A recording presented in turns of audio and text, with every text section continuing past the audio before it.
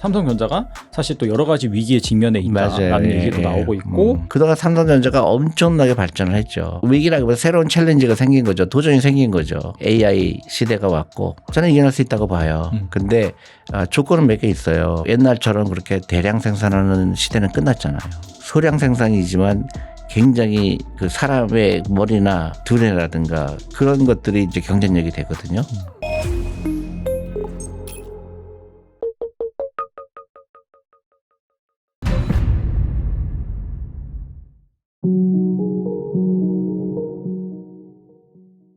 네, 존니 대표님 모셨습니다. 안녕하세요. 안녕하세요. 오래간만입니다. 정말 오랜만에 모시는데 그렇죠. 한 1년 반 됐나 그렇게. 맞습니다. 네. 항상 이게 시장이 힘들 때 나와주셔가지고 네. 투자자들의 멘탈을 잘 잡아주시잖아요. 그래요? 그래서 또 지금이 또 그런 상황이 아닐까 좀 생각이 그렇죠. 드는데 네. 그래서 이제 대표님의 한번 인사이트를 또 듣는 시간을 가져볼 텐데 사실 한 작년 말까지만 하더라도 한국 주식은 너무 안 좋고 미국 주식은 좋다 보니까 그때 이런 말이 유행했거든요. 뭐 국장 탈출은 지능순이다. 지금까지 뭐 최근엔 좀 조정받긴 했지만은 올해 한 2월까지는 그래도 국내 시장이 상당히 좋았어요. 그러다가 이제 미국 시장이 계속해서 조정을 받고 뭐 트럼프 관세에다가 뭐 경기 안 좋아진다라고 하니까 최근에 들어서 우리나라 그 공매도 재개와 맞물려서 코스피 지수도 한 2,600 넘어가다가 한 2,400 정도까지 내려왔다가 지금 다시 한 2,500 왔다 갔다 하고 있는 그런 상황인데 지금 또 이러한 시장을 투자자들은 좀 어떻게 바라보면 좋을까요? 제가 항상 얘기하는데 그 사람들은 저 사람 또 저랑 똑같은 얘기하거나 그럴 수가 있어요. 근데 2,600이건 2,400이건 나의 투자 철학이나 방식이 바뀌면 안 되죠. 그러니까 예를 들어서 내가 그 노후 준비를 하기 위해서 경제 독립을 하기 위해서 뭘 해야 될까? 그러면 예를 들어서 3년 전부터 시작을 했다. 그러면 내가 미국에도 투자하고 한국에도 투자해야 되겠다. 그러면 S&P 500 50%, 코스피 200 50%? 그건 자기 전략이잖아요. 근데 그거를 내가 어떻게 미리 예측해서 그거를 포트폴리오로 바꾼다든가, 또 그걸 예상해서 그렇게 예상한다는 것 자체가 무의미해요. 알 수가 없어요. 그걸 알면은 사람이 아니죠. 시지죠. 그러니까 미국 주식이 좋다, 또 한국 주식이 좋다. 그거는 의미가 없어요. 그리고 어떻게 될지 몰라요, 아무도. 다만, 내 주식 비중을 얼마큼 할 것인가. 그 다음에, 내 포트폴리오에 미국 주식이 얼마큼 있어야 되는가. 그 다음에 내가 앞으로 그런 ETF를 산다든가 하면은 내가 어떤 분야에 살까. 이런 거를 공부하고 고민하는 게 중요하지. 우리가 트럼프 때문에 어떻게 될 것 같다. 이렇게 하다 보면 망가지죠, 내 포트폴리오가. 그래서 대부분 예측하지 말라고 제가 얘기를 해요. 결과적으로는 이제 시장이 예를 들어서 좀 주가가 많이 내려와서 좀 싸다라고 밸류에이션 관점에서 판단이 되면 그때 이제 사는 거고. 아니요. 네. 예를 들어서 저는 이제 그 평범한 사람들, 월급쟁이들, 그 노후 준비 어떻게 할 것인가. 그러면 내 월급의 10%, 20%는 무조건 미래를 위해서 투자한다. 그럼 그게 100만 원이 될 수도 있고 50만 원이 될 수도 있고 그중에서 S&P 500 50% 사고 코스피 200 50% 사고 그냥 그렇게만 해도 충분해요. 계속 그럼 다달이 약간 나를 정해놓고 그렇죠. 매수를 한다. 이제 그런 관점에서 접근하는 게 좋다. 그러니까 월급의 20% 10%. 근데 그거를 내가 예를 들어서 한국 주식이 2,600에서 2,400에 떨어졌다고 그래서 나하고는 달라질 게 없거든요. 너무 심플하게 대답했는지 모르겠는데 그게 답이에요. 지나고 나면 의미가 없어요. 그러니까 보통 이제 뭐 요즘 신입사원 월급이 한 뭐 250에서 300만 원 된다라고 하면은 한 30만 원 정도를 계속 그렇죠. 한 50만 원 정도 되겠네요. 그죠? 그렇죠. 그리고 잊어버리는 거예요. 그리고 꾸준하게 투자하고 가능한 시장 안 보고 그 좀 심심해 보이긴 하지만 그리고 이제 연금저축펀드 하게 되면은 적어도 수익률은 15%는 개런티가 된 거잖아요. 세금 효과가 있으니까. 그거 하면 1년에 15%씩 그 수익이 나는 거랑 똑같은 효과거든요. 그다음에 추가적으로 시장이 좋아졌다 그러면 더 추가로 돈을 버는 거고 그때부터 복리가 일어나니까 그러니까 투자의 성공 여부는 누가 더 시장에 오래 있었느냐가 결정하지 내가 어떤 종목을 따라가 다니거나 아니면 뭐 지수를 이쪽으로 갔다가 이쪽으로 옮겼다가 해서 하는 거는 성공한 일이 낫죠. 뭐 사실 지수 관점에서는 그러한데 뭐 개인 투자자분들이 지수만 투자하는 게 아니라 개별 종목도 투자하는데 특히나 이제 우리나라에서 가장 좀 대표적인 주식이 삼성전자잖아요. 네네. 근데 최근에 뭐 삼성전자가 사실 또 여러 가지 위기에 직면해 있다라는 맞아요. 얘기도 나오고 있고 단순히 주가적인 측면이 아니라 일각에서는 약간 펀드멘탈적으로 구조적으로 뭔가 경쟁력을 잃어가고 있다 이런 또 지적이 나오고 있긴 하거든요. 그래서 좀 삼성전자 좀 어떻게 보시는지 또 삼성전자에 좀 물려 있는 개인 투자자들은 좀 어떻게 행동하면 좋을까요? 그렇죠. 이제 그 삼성전자에 대해서 말씀을 드리면 우리는 이제 주식 투자를 안 하던 분들도 나 이제 지금부터 주식 투자 해야 되겠다 할 때 대부분 그냥 삼성전자 하나만 사잖아요. 그렇죠. 먼저 시작이 삼성전자죠. 이제 그것도 네. 좋은 방법이 아니라는 것도 배울 수 있죠. 그러니까 왜 내 노후 자금을 왜 한 회사에만 투자할까? 제가 그런 걸 여러 번 지적했거든요. 왜 분산 투자하지 않느냐. 근데 삼성만 투자하는 거는 좋은 투자 방법이 아니었고요. 삼성 자체가 좋다 나쁘다를 떠나서 하나의 모든 내 자산을 거기다 넣는 거는 현명한 방법이 아니고요. 근데 또 하나는 그 삼성전자가 어떻게 될 것이냐. 그동안 삼성전자가 엄청나게 발전을 했죠. 그렇죠. 그죠? 근데 이제 새로운 위기라기보다 새로운 챌린지가 생긴 거죠. 도전이 생긴 거죠. 이제 AI 시대가 왔고 거기서 이제 삼성전자가 강점이었던 그 메모리 칩이 그런 얼마까지 삼성이 경쟁력을 이어갈 수 있을까? 비메모리 쪽으로 어떻게 해야 될까? 이제 그런 고민이죠. 그러면 이제 결과적으로 그 삼성이 그러한 도전을 이겨낼 수 있을 것인가? 저는 이겨낼 수 있다고 봐요. 근데 조건은 몇 개 있어요. 그러니까 한국 기업들이 가장 보편적으로 그 갖고 있는 약간 문제점일까? 그런 거는 기업 문화인 것 같아요. 그러니까 탑다운 문화. 위에서 시키면 밑에서 그냥 따라하는 문화는 네. 굉장히 이제 앞으로 위험할 수 있다 생각이 들어요.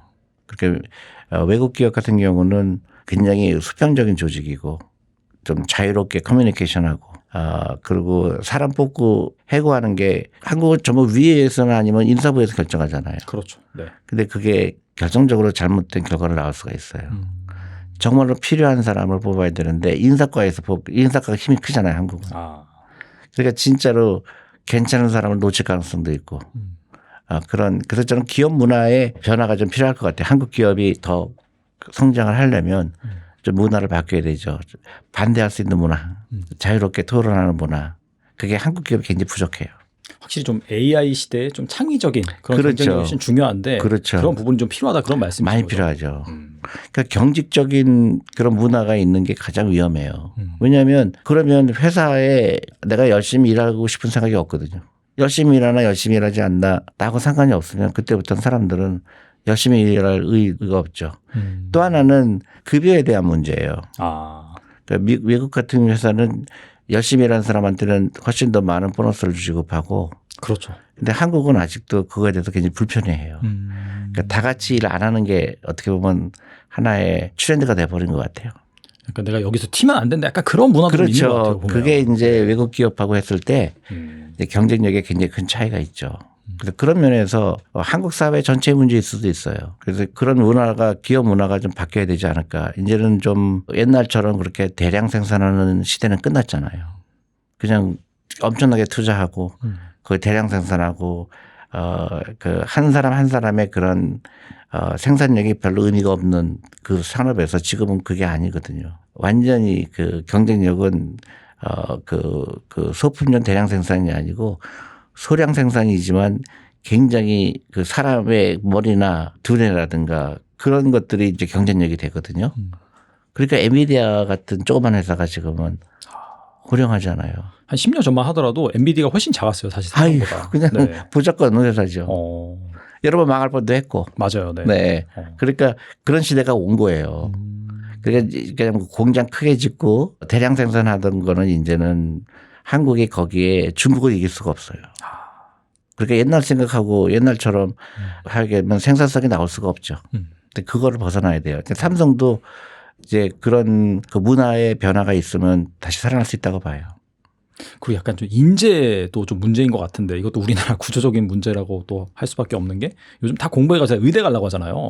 이런 것도 사실 좀 그런 좀 뛰어난 인재들이 좀 공대 쪽이라든지 뭐 그런 첨단 뭐 IT라든지 뭐 R&D 쪽으로 잘 간다라고 하면은 또 그런 부분도 사실 또 기업 경쟁력 제고에 그렇죠. 이게 교육의 문제예요. 제가 항상 강조하는 게 한국이 정말로 절실하게 필요한 거는 딱 두 가지라고 보거든요. 금융교육이 필요하고요. 그다음에 창업정신이 필요해요. 근데 안타깝게도 우리나라가 두 개가 다 세계 꼴찌예요. 그러니까 전부 근데 의사라는 직업이 좋은 직업이 아닌데 그냥 막연한 거예요. 그러니까 거기에 다 몰리고 하는 게 저는 그 교육의 부재라고 봐요. 그러니까 돈이 중요하다는 교육을 안 받았거든요. 돈을 벌려면 창업을 하거나 아니면 금융업에 진출하는 게 돈을 훨씬 많이 벌죠. 의사는 돈을 버는 직업이 아니죠. 그러니까 시간당 페이가 많은 것 뿐이지. 그렇죠. 네. 네. 그게 의사가 그러니까 돈으로 따지면 좋은 직업이 아니거든요. 근데 착각이죠. 내가 의사가 되면 부자가 되겠지 하는 착각이죠. 근데 의사가 되는 확률은 1%가 안 되잖아요. 공부 잘하는 건 어렵잖아요. 네. 어렵습니다. 근데 부자 되는 건 쉽잖아요. 부자 되는 노력이 만약에 1이면 의사가 되는 노력은 한 20, 30이 들어가거든요. 확률적으로 낮은 거에 모든 내 청춘을 다 바쳐서 의사 돼서 글쎄요 그게 내 인생의 목표가 되는 거는 굉장히 잘못 알고 있는 거죠. 그래서 저는 부모님들이 꼭 알았으면 좋겠어요. 자녀를 의사 시키는 거가 정말로 그렇게 좋은 아이디어일까? 저는 아니라고 보거든요. 안타깝죠. 한국으로 봤을 때. 중국이나 이런 미국이나 이런 데 젊은 사람들은 의사 하겠다는 그 퍼센티지는 굉장히 낮아요. 의사가 물론 안정된 직업이긴 하지만 의사가 되기까지 그 들어가는 돈이라든가 그 시간이라는 거 따지면 그렇게 현명한 방법이 아니에요. 근데 안타깝죠. 한국이 특히. 아무튼 이런 구조적인 문제가 좀 빨리 개선되긴 힘들겠지만은 그래도 약간 현명한 지도자가 나타나가지고 잘 좀 제도적으로 뒷받침. 지도자도 그렇고요. 저는 교육에 이렇게 비전이 있어야 돼요. 그래서 더 이상 이제 사교육해서 밤 10시까지 있는 교육은 옛날 20년, 30년 전의 교육이고 그걸 벗어나지 못하면 대한민국은 계속 하락할 거라고 봐요. 그리고 금융교육을 해야 돼요. 사람들한테 이제 돈이 중요한 걸 가르치는 돈이 더 중요하다 공부 잘하는 것보다. 그리고 부자가 되는 게 훨씬 쉬운데 왜 멀리 가자. 그렇잖아요. 한국 사람들 다 가난하게 되는 이유가 사교육비인 거 아세요? 아, 그것 때문에 노후 준비도 못하고 그죠? 그게 30조가 쓰이잖아요.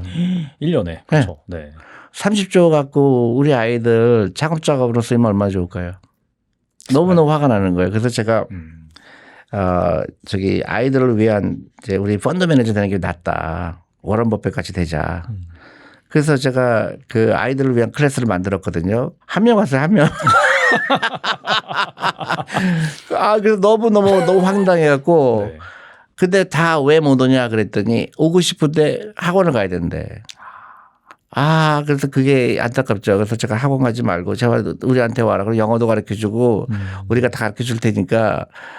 근데도 학부모들이 설득이 안 돼요. 얘는 의사 돼야 돼요. 근데 언젠가 해결될 거라고 봐요. 근데 한국의 현실이죠. 안타깝죠.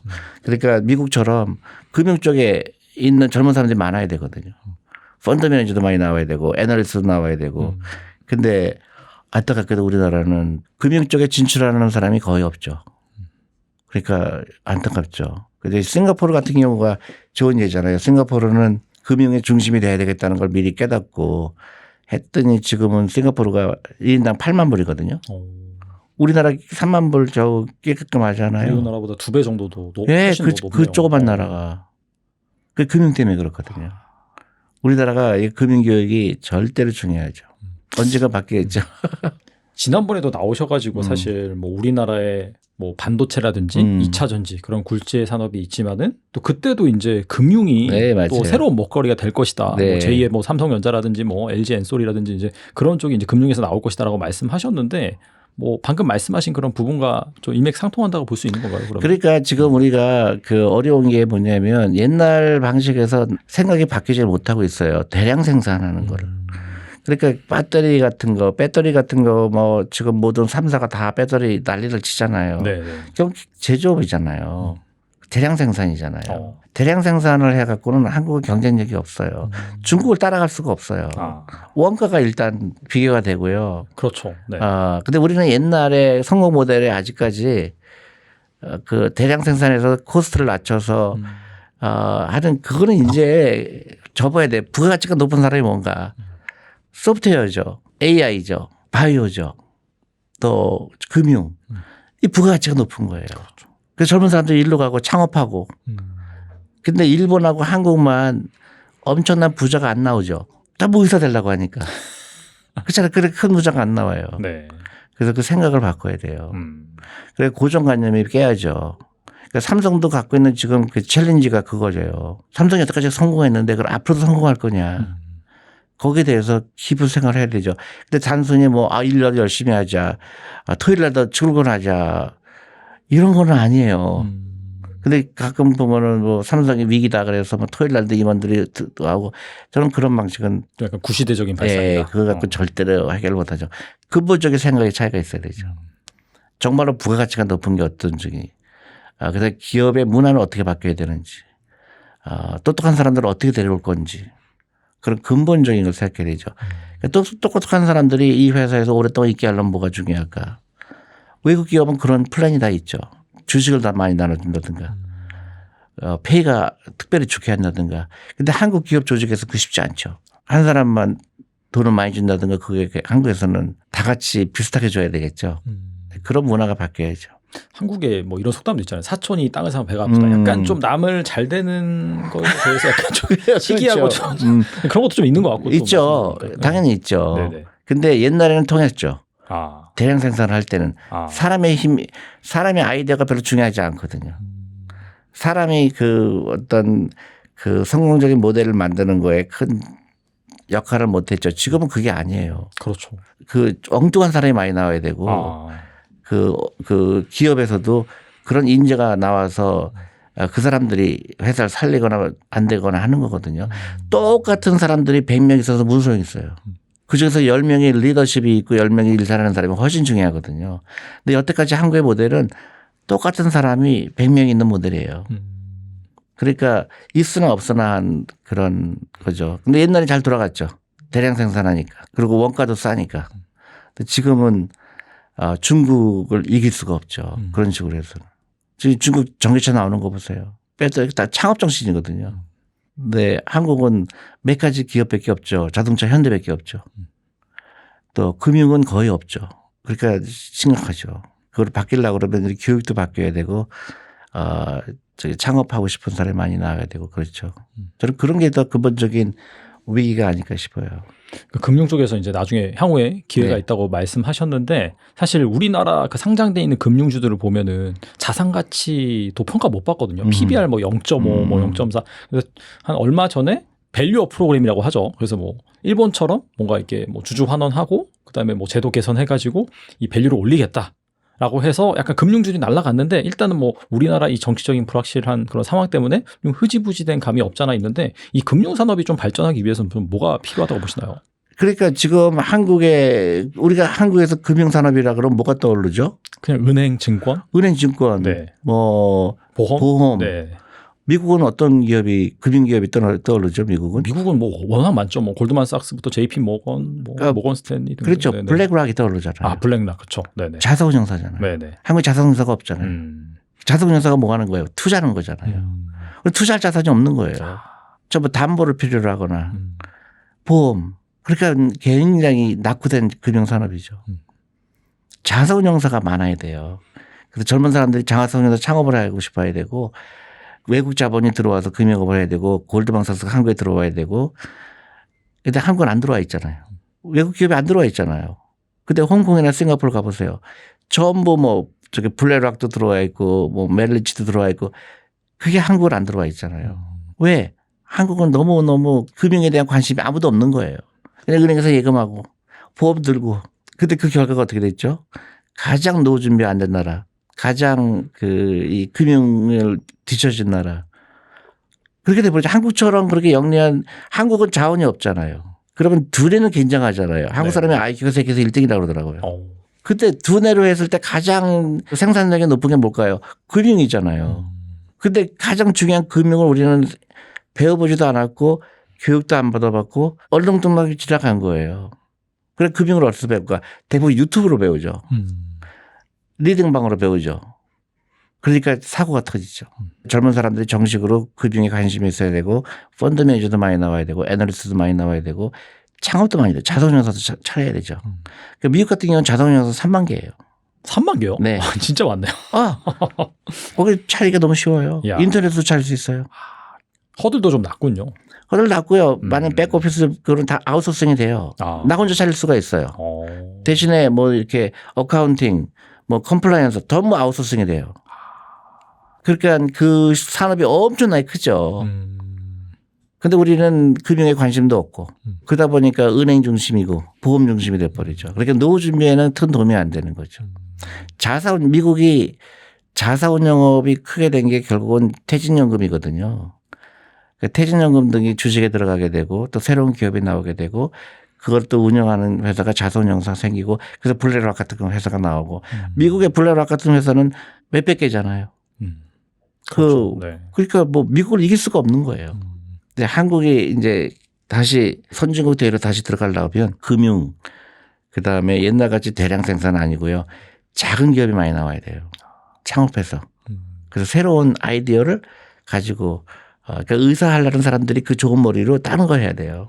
부자가 되고 싶어야 돼요. 그런 사람들이 많이 나온다라고 한다면 우리나라 이제 금융업에 미래도 밝다 이렇게 볼 수 있을까요? 한국 사람처럼 영리한 나라가 어디 있어요? 여러분 외국에 가보세요. 물건값도 계산 못 하잖아요. 그러니까 월스트리트에 가면은 그 일하는 사람들에서 인구가 제일 많은 게 뭐예요? 인도 사람이거든요.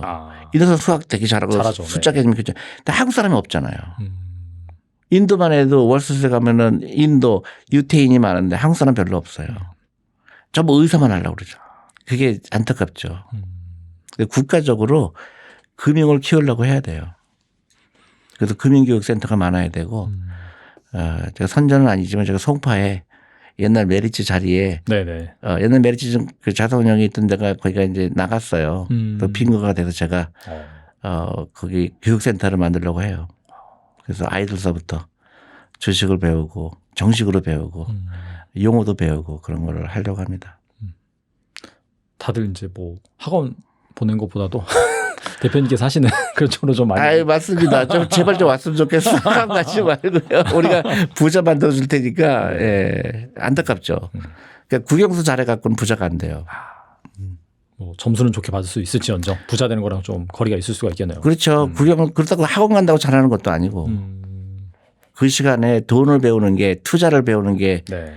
훨씬 의미가 있죠. 그러니까 삼성전자 아까 말씀하신 삼성전자가 어떻게 했으면 좋겠느냐. 애들하고 의견하면 너무 재밌잖아요. 내 생각은 삼성전자가 이렇게 하면 더 잘 될 것 같다. 그런 거를 토의를 해야 돼요. 남이 낸 문제를 계속 반복해서 푸는 거는 도움이 안 돼요. 점수 받아서 점수로 해서 부자가 되는 길은 없잖아요. 그 교육이 좀 바뀌어야 되지 않을까 싶어요. 장기적으로 아무튼 간에 이 한국의 금융산업 같은 경우에는 전망이 좀 밝다라고 보시는 건가요, 그러면? 저기 컨디션이 있죠. 밝은 이유는 네. 한국 사람이 갖고 있는 영리함이 있다. 그래, 이건 아무나 하는 게 아니거든요. 네네. 그 똑똑해야 되거든요. 이해도가 빨라야 되거든요. 그래서 한국 사람이 제일 맞는 직업이다. 특히 여성들이 참여할 수 있다. 그게 굉장히 장점이고요. 또 하나는 한국에 많은 산업이 있잖아요. 싱가포르는 산업이 없잖아요. 그렇죠. 거긴 뭐 금융이죠, 사실. 금융밖에 없고 그다음에 부동산밖에 없잖아요. 우리는 많은 제조업이 있잖아요. 다 돈이 필요하잖아요. 그 기반이 있기 때문에 그런 기업들을 살리는 게 금융이 절대적이잖아요. 그러니까 우리는 금융이 조금만 발전하게 되면 굉장히 선순환이 될 거라고 생각해요. 그 돈을 공급하고 투자를 하고 그리고 역동성이 생기죠. 일본은 그걸 못했어요. 일본은 금융업의 중요성을 몰랐어요. 전부 그 돈이 어디로 갔죠? 부동산으로 갔잖아요. 그래서 일본이 네. 지금 그렇게 경제가 어려운 이유가 금융에 대한 이해도가 낮았어요. 미국은 그 반대로 금융업의 중요성을 하니까 월스트리트이 크니까 전 세계 돈의 반이 월스트리트로 오는 거예요. 심지어 한국 사람까지 미국 주식에 투자하잖아요. 맞아요. 네. 그러니까 전 세계 돈을 다 미국이 빨아들이는 거예요. 금융이 발달했기 때문에. 한국도 그렇게 돼야 되거든요. 근데 한국은 다행히도 뭐가 있냐. 한국 주식이 너무 싼 거예요. 버블이 아닌 거예요. 일본은 30년 전에 엄청난 버블이었잖아요. 부동산도 버블이고 주식도 버블이었거든요. 그래서 일본에 있는 기업들의 시가총액이 다 미국 기업보다 훨씬 컸잖아요. 지금은 한국은 너무 쪼그라들어지잖아요. 그러니까 투자하기는 굉장히 좋을 때죠. 근데 이제 정책적으로 한국의 주식시장을 어떻게 살리느냐 그건 굉장히 어렵지 않아요. 근데 그거를 이제 연구를 해야 되겠죠. 뭐 정부에서 예전에 추진했었던 밸류업 이런 것도 뭐 좋은 방법 중에 하나로 그것도 좋은 방법이고요. 그 다음에 저는 이제 상속세를 낮춰야 된다고 봐요. 왜냐하면 상속세가 너무 높기 때문에 그 이해상충이 생겨요. 그러니까 기업을 갖고 있는 대주주들은 주식 가격이 올라가는 게 싫은 거예요. 세금 많이 내야 되니까. 그렇죠. 네. 근데 주주들은 뭐예요? 주식 가격이 올라가야 되잖아요. 그러니까 근본적인 그 이해상충이 컨플릭트 오브 인터레스트가 생기죠. 그리고 상속세가 높기 때문에 뭐냐면 돈이 해외로 나가요. 우리 돈이 해외로 나가면 안 되죠. 싱가포르로 많이 갔다라고 하더라고요. 싱가포르는 그게 없거든요. 상속세가 없거든요. 네. 그러니까 싱가포르는 아주 정책이 아주 클리어해요. 전 세계에 있는 돈 다 우리한테 와라. 우리 세금 없다. 그래 완전히 빨아들이는 거예요. 그러니까 금융이 발달되고 그 나라 사람은 잘 살게 되고 우리는 그걸 미처 깨닫지 못하는 거죠. 그러면 이제 사회적인 동의가 필요하죠. 그러니까 부자들로 왜 저렇게 감사해 주냐. 그런 면도 있지만 더 근본적인 이유는 이해상충이 없어야 되는 게 더 중요하다. 그러니까 상속세를 좀 낮추는 게 좋겠다. 저는 개인적으로 그렇게 생각해요. 그런 게 정책이죠. 그렇죠. 금융을 상실리는 게 어떻게 되느냐. 그러기 위해서는 어떤 정책을 써야 되겠느냐. 퇴직연금을 한국 주식에 투자하는 것도 좋은 방법이고요. 그리고 지금 한국 사람들의 주식 투자 비중이 굉장히 낮잖아요. 퇴직연금은 대부분 은행 예금이 들어가 있거든요. 네. 그런 것들을 어떻게 활용할 것이냐.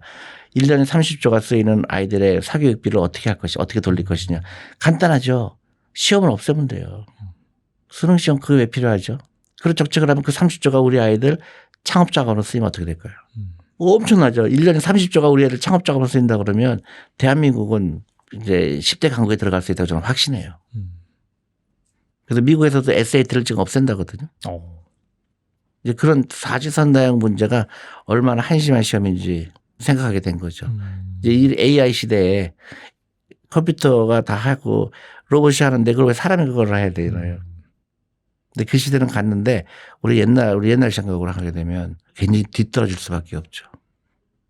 그 증시 얘기 조금만 더 해보겠는데 그 예전에 나오셨을 때는 그 정치적인 이슈 때문에 발생한 주가 하락 리스크 같은 경우에는 결국 시장 효율성에 따라서 이제 오래가지 못한다고 말씀하셨는데 최근에 막 러우 전쟁도 발생하고 뭐 중국이랑 미국이랑 또 이제 뭐 패권 전쟁하고 지정학적으로 뭔가 이벤트가 많이 발생하면서 이제는 뭐 지정학을 잘 모르고서는 투자해서 돈 벌기 힘들다 이제 그런 얘기가 많이 나오고 있거든요. 이거 어떻게 보세요? 그런데 그러니까 그게 좋은 기회죠. 어떤 펀더멘털 이슈 때문에 빠지는 게 아니고 특히 한국은 그렇죠. 한국이 많이 좀 피해를 봤어요. 한국은 많이 맞아. 환율도 올라가고 정치적인 불확실 때문에 그런 건데 이게 만약에 해소가 된다 그러면 한국 주식 가장 좋은 주식이 될 포텐셜이 있죠. 왜냐하면 인위적으로 떨어진 거거든요. 완전히 불안 때문에. 피하고 보자. 한국 어떻게 될지 모르겠다. 그러니까 환율이 막 치솟았잖아요. 근데 그런 거는 내가 볼 때 많이 완화가 될 것 같고. 근데 그 다음에 중요해요. 한국 주식을 더 비싸게 만들 방법이 뭘까? 밸류업도 중요하고요. 사람들이 이 한국 시장은 안전하다는 안정감을 줘야 되거든요. 근데 그런 면에서 굉장히 부족했어요. 각자 도생하게 했잖아요. 사람들 불신을 계속 쌓았죠. 근데 그런 정치적인 이슈가 좀 해소되고 어떤 차근차근 미국 같은 경우에 1987년에 블랙 먼데이가 왔거든요. 하루에 한 거의 25%의 시가총액이 날아갔잖아요. 맞아요. 그때부터 지금까지 몇 년이죠? 40년 동안 계속 우상향했잖아요. 한국도 그렇게 돼야 돼요. 그래서 퇴직연금, 연금저축, 또 개인들의 노후자금, 그다음 아이들의 창업자금 전부 주시장에 들어오게 유도하는 게 제일 중요하죠. 대신에 그렇게 하기 위해서 생각할 게 뭘까? 저는 교육 시스템이라고 봐요. 시험 어렵게 만들지 말자. 좋은 대학 갈 필요 없다. 다 창업해야 되고 자기가 하고 싶은 거 하고 그런 시스템을 만드는 게 어렵지 않아요, 사실은. 일본이 청소년 자살률이 세계 1등이었어요. 일본은 한국보다 더 했어요. 동경제대 가려고. 그냥 남들하고 비교해서 막 트레인시키고 막 경쟁하고 그러다 자살률이 엄청나게 높았거든요. 그러다 지금은 일본이 깨달았잖아요. 근데 일본은 공부 잘하는 얘기 별로 안 하죠. 대신 스포츠를 하잖아요. 그러니까 일본이 이제 한국보다 출산율이 훨씬 높아진 거예요. 한국도 그렇게 돼야 되죠. 근데 일본보다 더 잘 돼야죠. 일본은 제가 볼 때 좀 너무 늦지 않나 봐요. 왜냐하면 아직도 일본은 금융에 대한 중요성을 잘 몰라요. 모르고요. 네. 개인들이 주식 투자도 안 하고 있고 그런 거에 비해서는 한국이 훨씬 낫죠. The most powerful AI chips in the world will be made right here in America. 保留采取一切 with Taiwan Semiconductor. have them made by TSMC. TSMC forms new and deeper roots in America.